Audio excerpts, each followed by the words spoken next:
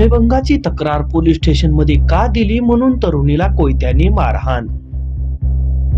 बार्शी तालुक्यातील एका गावामध्ये विनयभंगाची तक्रार पोलीस स्टेशनमध्ये का दिली म्हणून 12वीच्या मुलीला सत्तूर व कोयत्याने वार करण्यात आल्याची घटना घडली आहे। याबाबत मुलीच्या वडिलांनी शहर पोलिसात फिर्याद दिली आहे।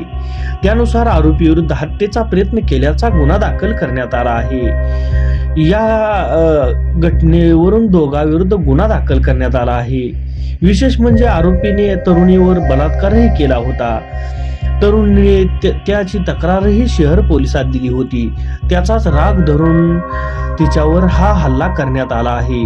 पोलिसांनी आरोपी विरुद्ध भादवी कलम 376, 354, 351, 323, 504, 506, 34 व पोस्को कायद्याअंतर्गत गुन्हा दाखल करण्यात आला आहे। सत्तूर व कोयत्याने मारहाण केल्यामुळे मुलीच्या उजव्या हाताची 2 बोटे तुटलेली आहेत। जखमी अवस्थेत मुलीला शहरातील खाजगी रुग्णालयात दाखल करण्यात आले आहे, अशी माहिती शहर पोलिसांच्या वतीने 7 मार्च रोजी प्रसिद्धी पत्रकाद्वारे देण्यात आली।